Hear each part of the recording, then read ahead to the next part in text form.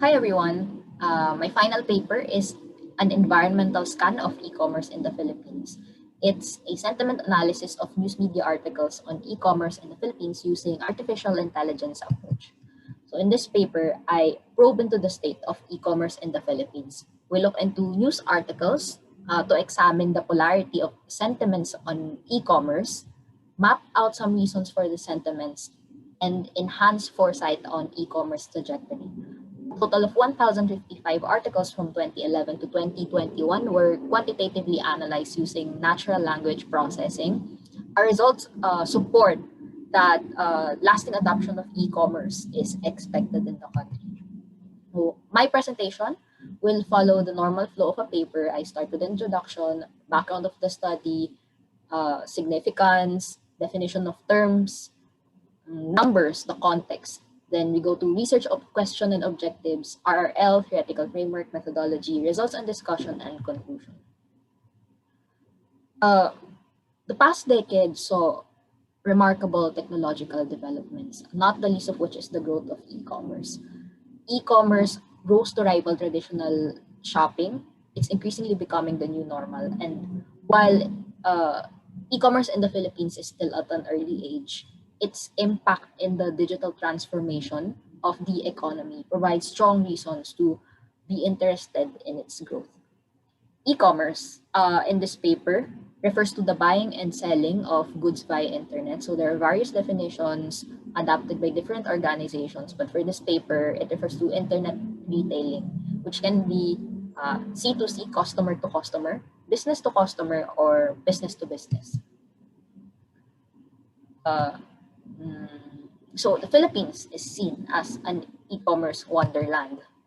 There are 89 million internet users in the Philippines. 99% of those are active in at least one social media, and we spend an average of 10 hours a day browsing online. So it's a huge potential market. And while we're active online, only 2% of the Filipino netizens have purchased goods or services online. So it's a huge untapped market. Uh, Projections show that e-commerce sales will reach $15 billion by 2025, four times its current levels. E-commerce uh, contributes 3.4% to our GDP. So all the numbers are promising. In the macro scale, it's all good. But can the Philippines live up to its e-commerce potential? How is it perceived in day-to-day life? What are the opportunities and threats? So we conduct an environmental scan. Our research question is, how is e-commerce perceived in the Philippines? We want to examine how news articles portray e-commerce in the Philippines. We want to identify trends. And we want to gather insights on the future trajectory of e-commerce. What does this say about the future of e-commerce in the country? For a quick review of related literature, collection of e-commerce data is fairly recent. Actually, ADB just started devoting a discussion on e-commerce in their 2019-2020 report. Before that, they would just mention it in passing. So today, two of the major sources of information on e-commerce are ADB, Asian Economic Integration Report, and Economy C report by Google, Temasek, and Bain. So this study contributes to the literature in three ways. One, most of the researches on e-commerce today are in macro scale, providing market information and financial projections. So this study provides a nuanced perspective on e-commerce beyond the numbers. Second, there's not a lot of academic publications yet on e-commerce. To the best of the researchers' ability, we were able to find Dr. Ramon Clarete's uh, article discussing the development and challenges for e-commerce in the Philippines. Third, practically all studies today employ survey, and interview, and they based on Euromonitor and Statista numbers. So this study employs a different approach. We use artificial intelligence, and we mine our data from news articles.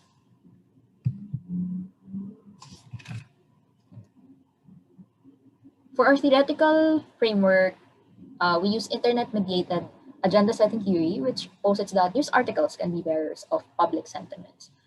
Kim and Lee posits that social media enables the user to share their own topics of discussion. The public interest pushes these topics to appear in the agenda of the media, and then when the media picks it up, they report it to the public.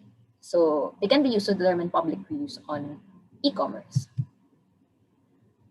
For my methodology, to sum it up, I used these keywords, e-commerce and its derivatives, Lazada, shopping, Shopee, online selling, to find the articles that we're interested with.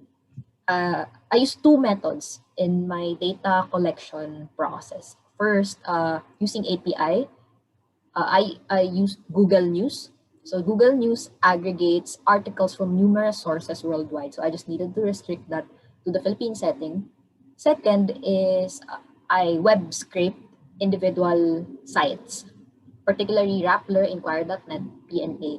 Why these three websites, you may ask? So several articles from these websites were not sufficiently captured by Google News. So I developed separate codes for them. And then after that, I consolidated all articles from these news sources. So in this study, we have the study involves 38 different news sources. And then after consolidating all articles, we screened them to remove duplicates. And before running them into the Google Sentiment Analysis tool, we tokenized the articles. Tokenization means breaking down the articles to the sentence level to ensure that we only process parts that are relevant to e-commerce. So Google Sentiment Analysis tool returns the article's sentiment score, describing the emotional leaning of the text from -1, meaning negative sentiment, to +1, meaning positive sentiment, with 0 being neutral. But aside from that, I also decided to include the magnitude score or the strength of emotion in classifying if the article is positive, negative, or neutral. So if it does not go above 0.2, I consider it as neutral. After that, I organized the results in one data file and visualized the results using Data Studio.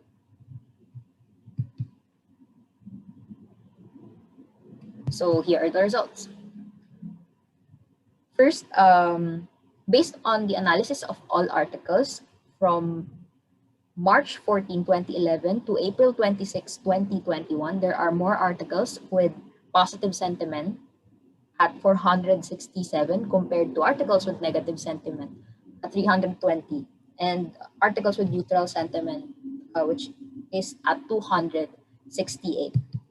So in this graph, I show you the breakdown of the results per year. So we have less data in the earlier years, as you would notice.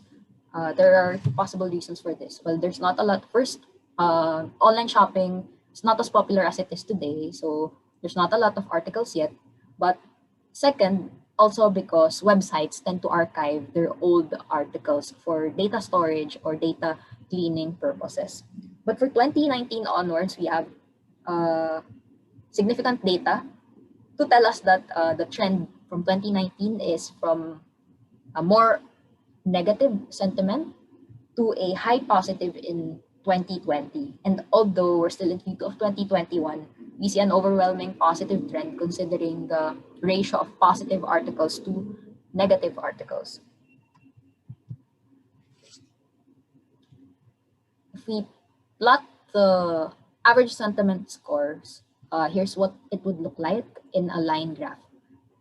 What I'd like to focus here are the dips in years 2012 and 2019. So I looked into the articles to find out the reasons for those. In 2012, there are several articles about Lazada laying off several of its workers 6 months after the start of their operations, and also Multiply reinventing itself into an e-commerce site. Although the year after, although the idea did not fly, so the following year, they also closed.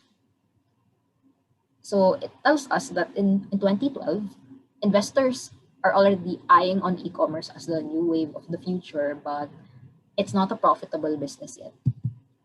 In 2019, what significantly pulled down the sentiment for that year is the Shopee Blackpink controversy, wherein Shopee allegedly scammed the fans out of a chance to meet Blackpink. So if you buy enough from the site, they will give you a ticket. But according to the fans, they changed the mechanics a day before, denying the fans of the chance to meet the group. And then second, this year, FDA ordered Lazada and Shopee to stop selling medicines online because according to FDA, unlike other consumer goods that you can buy online, medicines have the potential to cause health problem if not used or stored properly. So if you look at the sentiment per news source, here's the sentiment meter. So if it's blue, it's more positive. If it's teal, it's more neutral. And then if it's red, negative sentiment. Unfortunately, you weren't able to include a red part here, but articles, news sources in the red part are notably Inquirer.net and Philippine News Agency. So ABS-CBN, Rappler, they're more neutral, and then Manila Times, Manila Bulletin, Philstar, they're positive, going neutral. So here are the top. I extracted the top 7 news sites from that tree map. So as we can see for Inquirer, it's mostly negative. Rappler mostly positive. Manila Bulletin mostly positive. Philippine News Agency mostly negative but more of a mix. ABS-CBN News, more of neutral. Manila Times, mostly positive. Philstar, a mix, although there are few articles for these news sources. Next, I also looked at the daily sentiment fluctuation. So the highest peak days were January 21, 2021. So on that day, articles talk about it's an article that talks about a fintech uh, group partnering with different government agencies and e-commerce sites. And on November 8, 2019, it's mostly promotions regarding the 11/11 Lazada sale. As we know, twin date sales have become the norm uh, in the e-commerce scene to encourage buyers to spend at least once a month. Lowest peak days, May 21, 2020, which reports on an increasing online sexual exploitation. This is not entirely about e-commerce or online shopping, but what it tells us is there are dangers that comes with the increasing ease of conducting transactions online. And then on March 21, 2020, DTI warns online sellers against overpricing of face mask and alcohol. So as you would notice, this was the start of the pandemic in the Philippines at least. So general trends in the past decade.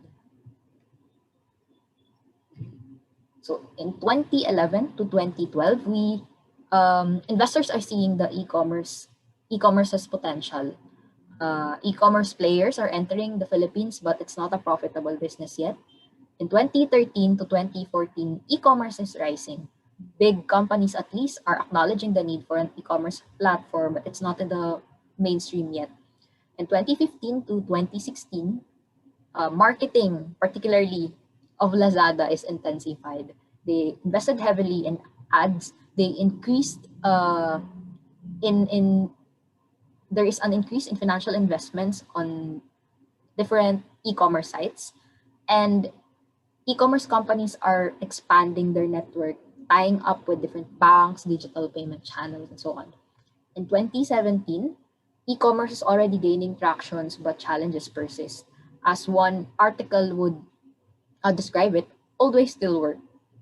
And government is also starting to acknowledge that ICT and logistics issue are constraining the digital economy. In 2019 and 2020, there's a wider adoption of e-commerce. In 2019, voucher deals and sale events have attracted buyers.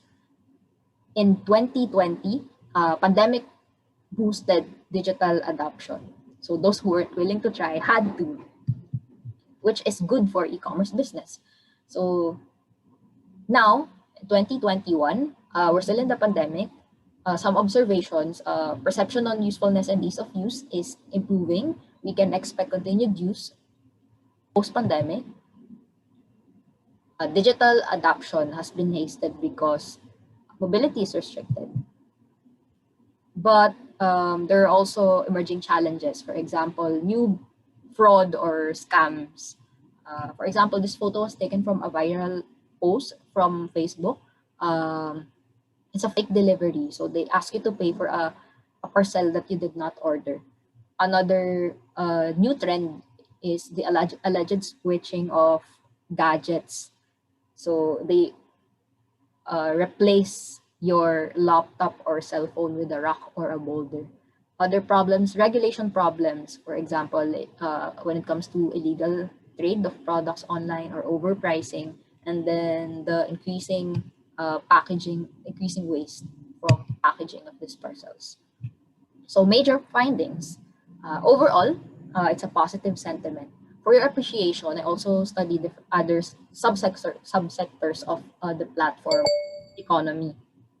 Um, Compared with ride sharing, for example, with Grab and Angkas, and online travel with Airbnb, e-commerce faces less setbacks. It benefits from support from different stakeholders. It, at least it has less problems when it comes to regulatory, when it comes to dealing with regulatory authorities. Second, significant change in perception pre and during pandemic. Then lastly, new challenges arise, notably scam and cybercrime. So just to quickly plot that into the classic environmental scan template. So the strengths of e-commerce in the Philippines is, of course, it's convenient. Uh, User experience is constantly improving. And as we were able to prove in our study, there's a positive reception.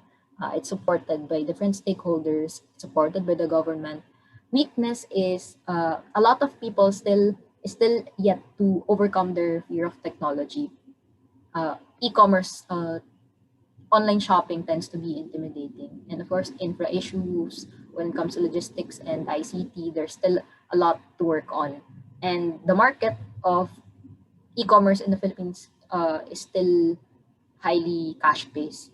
Opportunities, huge market, and then pandemic opened several opportunities for e-commerce. And tech, there are promising tech innovations that we can incorporate with e-commerce. For example, blockchain, augmented reality, Internet of Things. However, there are also threats, new types of frauds, new types of scams, regulation and data privacy issues. For example, taxation and non-profitability.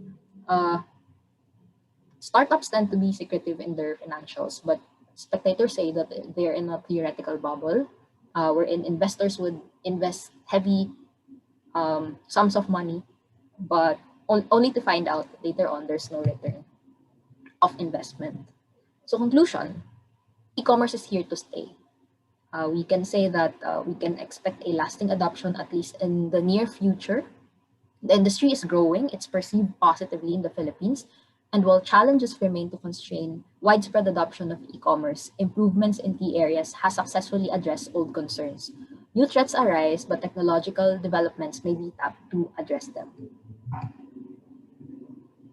That's it, end of my presentation. If you have any questions, feel free to comment them below. Thank you.